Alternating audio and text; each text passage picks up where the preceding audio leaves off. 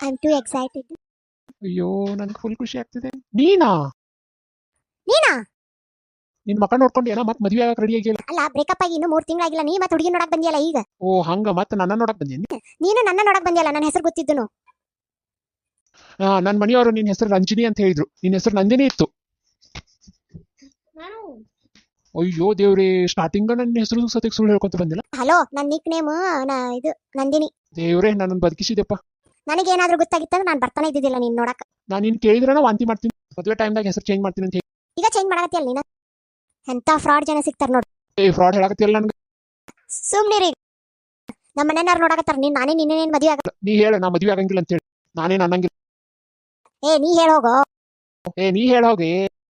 ಆಯ್ತಾ, ಇಬ್ಬರದು ಮಾತುಕತೆ. ಹಾ ಪಾಯ್ ಬರ್ರಂಗ್ರ. ನೀವಲ್ಲ ನೀನ ಒಲ್ಲೆನ. ಏನ್ಪಾ ಹುಡುಗಿ ಪಸಂದ್ ಆಯ್ತಾನ? ಏನು ಆ ಹುಡುಗಿ ಪಸಂದ್ ಆಯ್ತು? ಅಯ್ಯ ಬೀಗ್ರ, ಇವ್ರಿಬ್ರು ನಾಚ್ಕೊಳ್ಳೋದ್ ನೋಡಿದ್ರೆ ಹೇಳಕ್ ಆಗತ್ತದ ಇಬ್ಬರಿಗೆ ಇಷ್ಟ ಐತಂತೆ. ಹೌದ್ ನೋಡ್ರಿ, ಮದ್ವಿ ಫಿಕ್ಸ್ ಮಾಡೋಣ.